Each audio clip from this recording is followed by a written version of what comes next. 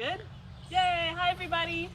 Thank you guys so much for joining us again, especially with our tiny little Wi-Fi mishap yesterday. That just tends to happen when we get inside a big building like that. So thank you guys for joining us again. And we figured what we would do to make up for it is just kind of give you a little sneak preview of our brand new gator house.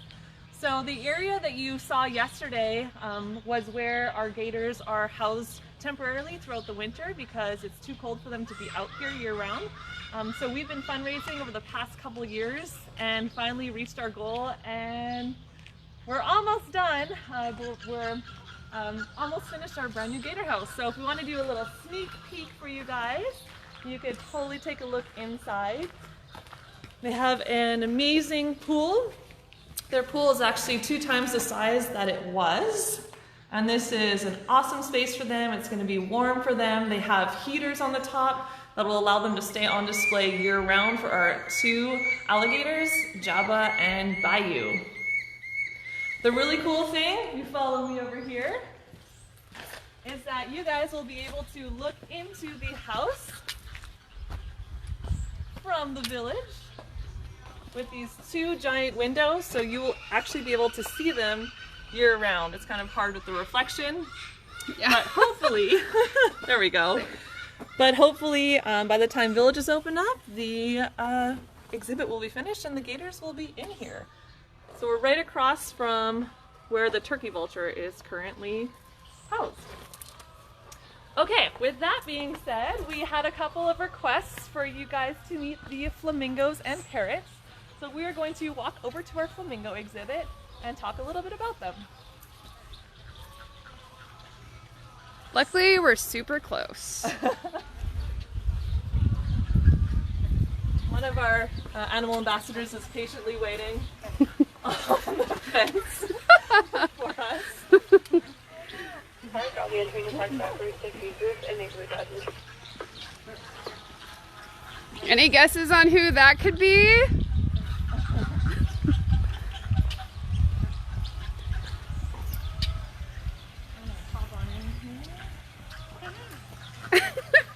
I don't know if you guys heard, but that's Carmen, and she just said hello. I work here, is what she just said. So we have a flock here of 10 Chilean flamingos. There are actually 6 species of flamingos that exist in the world, and they come from really warm places. So our flock, in the wild, they would be found in South America, where they're able to nest in the mud and find all of their food in the water and in the mud. They are filter feeders, so they have those really cool beaks that kind of act as a sieve, so they're able to eat little organisms, little plants, insects, algae and shrimp as well, which gives them their color. So here at Wildlife Safari, because we don't want to go, hunting in the mud for their food, we feed them a fortified pellet. So this pellet has all of the stuff that they need and the proteins that allow them to have that pink color that they would naturally have in the wild. So we put them in containers and soak them in water, and they're able to feed as they would naturally in the wild. Really, really cool story about our flamingos. We do have 10 of them, and a couple of years ago, one of our keepers noticed that one of the flamingo's eyes was a little bit discolored. It's actually the one that's right here up front, number 28.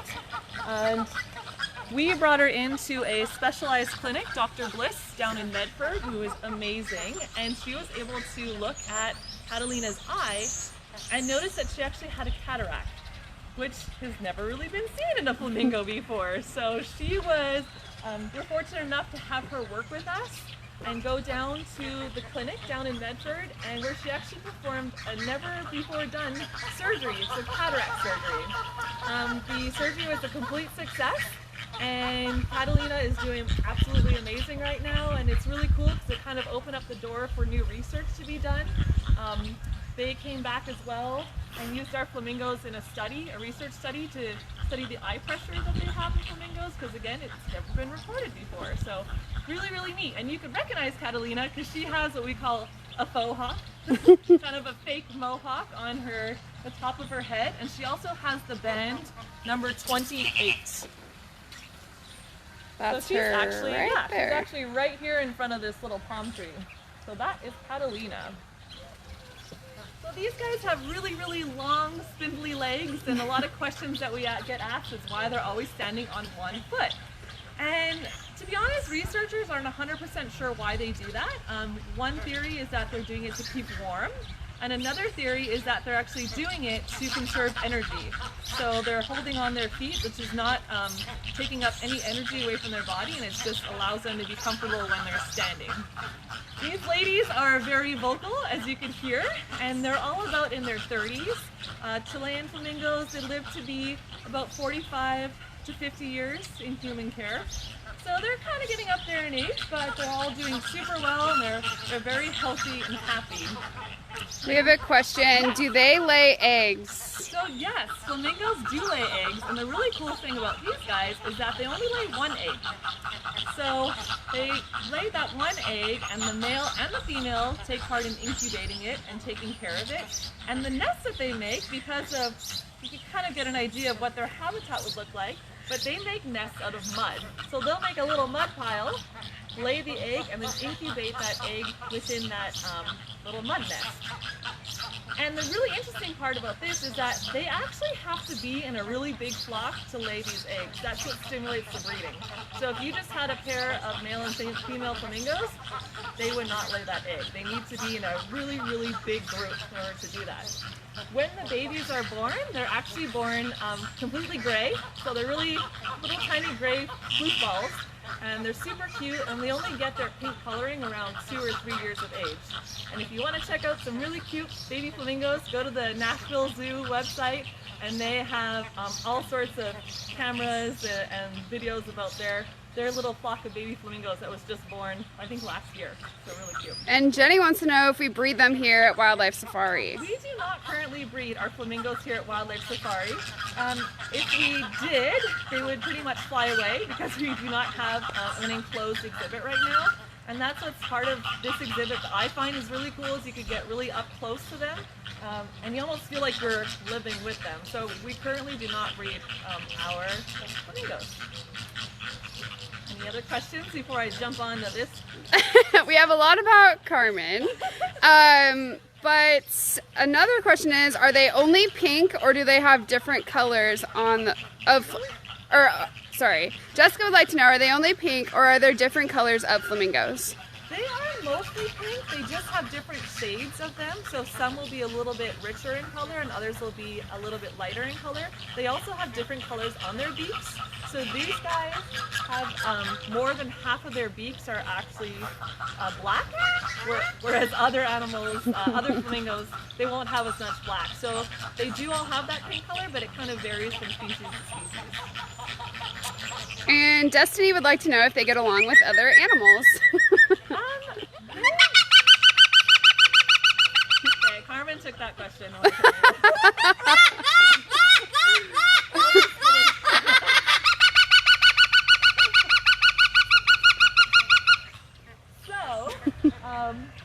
Do they get along with other animals? They're actually pretty shy. This flock, as you can see, they're actually staying away from me. If I were to walk towards them, they would walk away from me.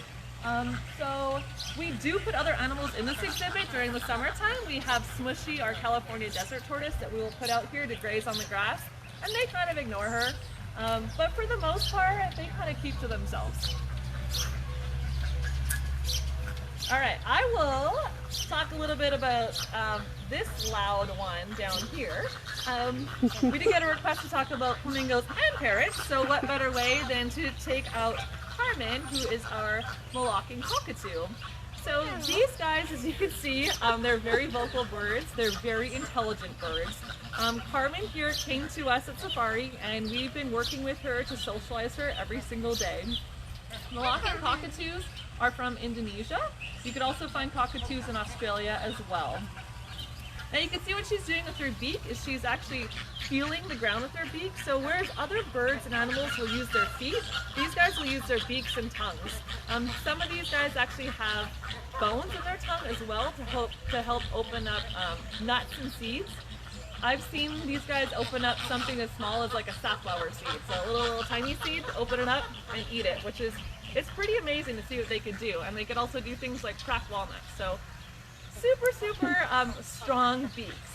Now she's sitting here and learning about cockatoo behavior. There's different things that they do when they're excited or they're happy. Right now, obviously, she's looking at me. She's pretty curious because she's kind of wondering what I'm doing. But when they put their feathers up over their face like that, and if they could actually cover almost their entire beak, that is like their happy cheek. So that's saying, I'm happy, I'm comfortable, I'm relaxed, and I'm having a good time. If they are kind of more excited or floofy, that could be, if they're fluffing up their feathers, that could mean excitement. It could also be an aggression.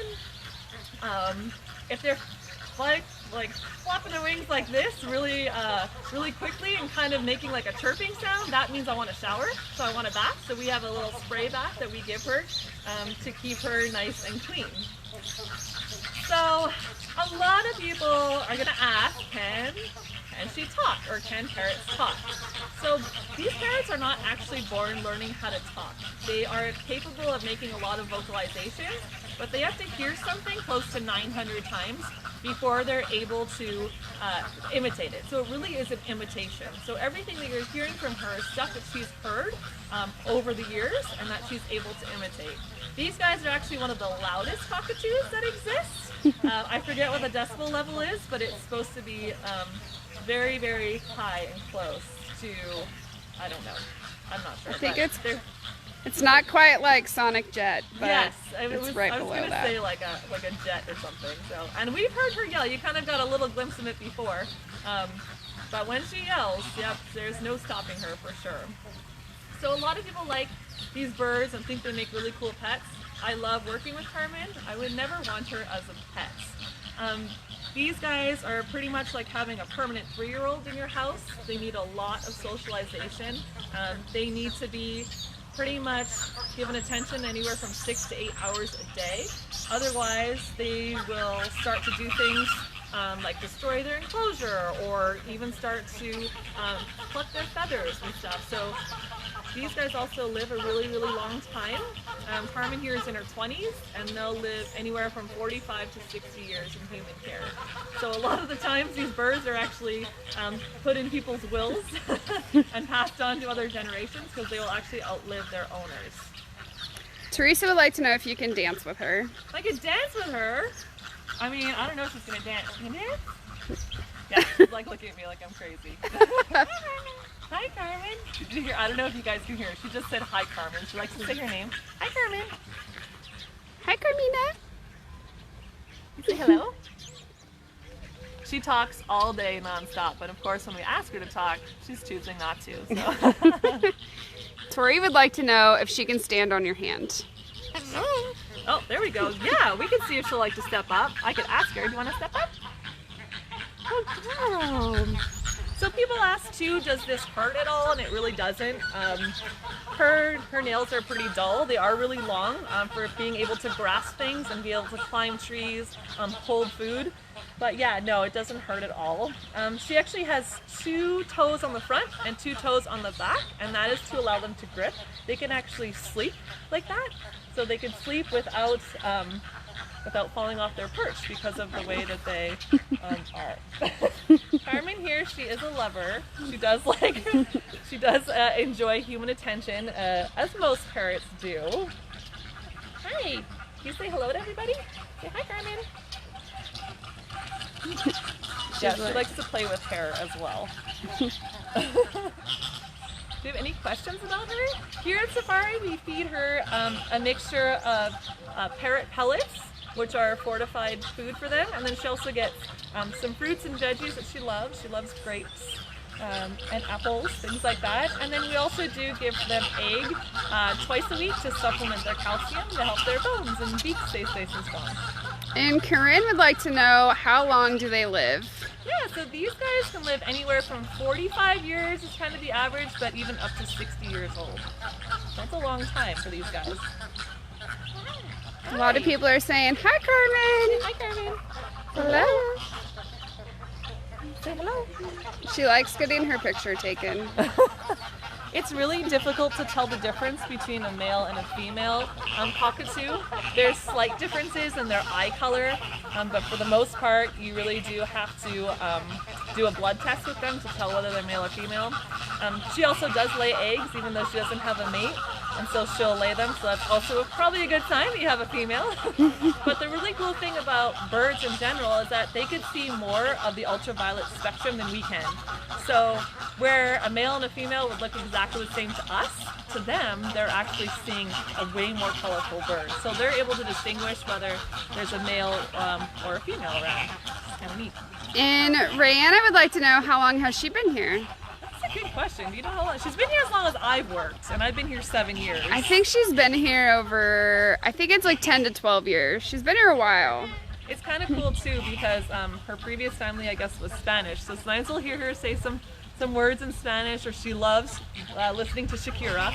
So we'll play Shakira music for her, and she just absolutely loves it. And Heather says Bentley would like to know what their biggest predator is. Gosh, I mean, in terms of natural predators, their biggest one, unfortunately, would be humans. A lot of the times these guys are taken out of the wild because people think they make good pets. So things like pet trade and deforestation, I think, would probably be their #1 predators.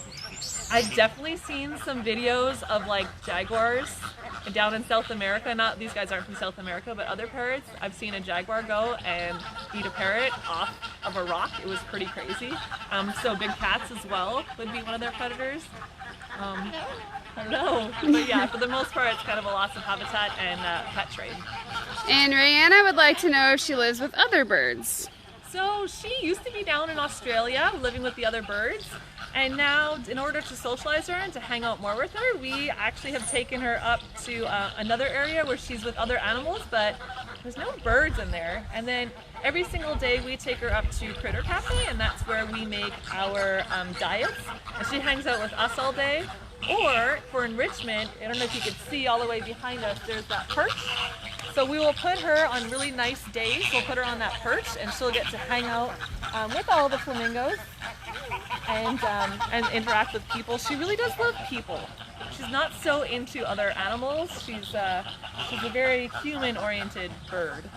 And Savannah says her 5-year-old Beau asked if they come in different colors. So cockatoos, yes, come in different colors. Moluccan cockatoos always have this kind of peachy pink color to them. Sulfur-crested cockatoos or umbrella cockatoos are white. They're also smaller. I don't know if you guys have seen Rio. The bird in that is a sulfur-crested, and they have like that yellow crest that's on top. So they come in white and yellow. She's just saying her name. She's like, Carmen. Christina would like to know, and I guess Tiffany as well, if she has a mate and if we've ever bred her.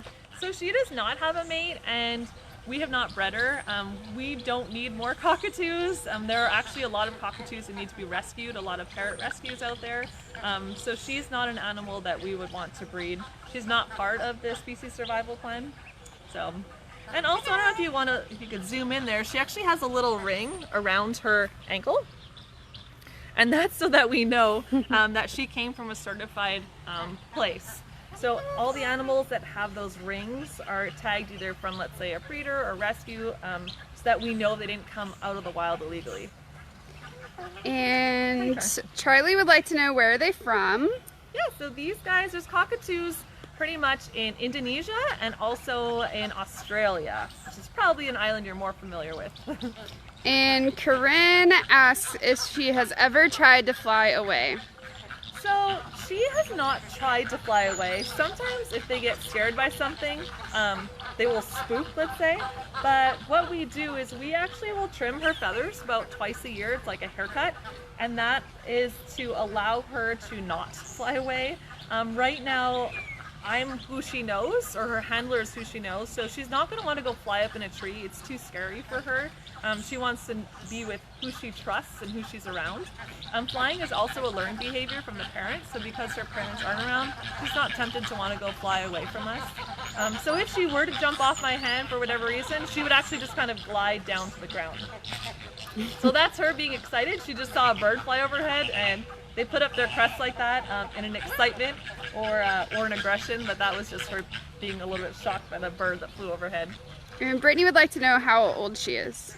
How old is she? I know she's in her mid-20s. She is 24. 24. Yeah. We have another cockatoo and another bird. They're all kind of around the same age, so it's hard to remember their exact birthdays.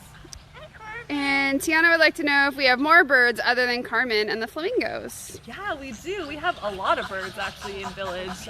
We have a whole Australia section that has our aviary. So there you could actually walk in there and feed our birds. We have budgies in there. We have a hornbill in there. We have a little parrot as well. And then we have a bunch of birds that are in our education department. We do have another cockatoo and another Amazon. We have some education chickens, which are really fun. I love them. Scout and tag along.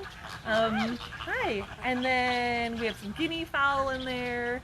But yeah, we do have a lot of other birds here. Don't forget the And birds our of coops. prey. And yes, of course, our kookaburras. And yeah, our newest exhibit actually, other than the Gator House, is down if you take the train ride. We have something called Raptor Ridge. So we have a whole bunch of raptors there. So people always ask too, where's the bald eagle? Is she still around? And yes, Cheyenne is still around. He's just down along the train tracks. And then we also have two owls and two red-tailed hawks that live down there. And Brittany would like to know, and I saw a couple other questions, what Carmen eats. So Carmen eats kind of a mixture of like a bird, it's almost like a bird kibble. We laugh, we kind of call it Fruit Loops because it looks like Fruit Loops because of the multicolored, but it's just stuff that is fortified with vitamins and minerals for her. And then she also gets some fruits and veggies as well for the vitamin C and A, and then she'll get egg twice a week. And Nicole would like to know what the smallest bird we have is. Smallest bird we had, I mean, the budgies are really small, but in education we have a pygmy owl, and she's tiny. I think a long time ago I did a post where I held like a pepper shaker next to her, and people didn't believe me that it was that was the size that she was. But yeah, she's one of the smallest owls in the world. All right. Any last minute questions? You can see the flamingos. I know Carmen's beautiful, but you can see the flamingos kind of showing off what they do while they're eating. Yeah, when the village opens back up, don't forget to try to keep an eye out for Catalina, number 28. The one with the mohawk. Now you know a cool story about her. Cool. Awesome. Well, thank you guys so much for tuning in. We really appreciate it. We're sorry for the technical difficulties yesterday, but we're back on track today. And tomorrow we're actually going to bring out Sarah's favorite animal. So stay tuned for that. Have a great day, guys. Bye, guys.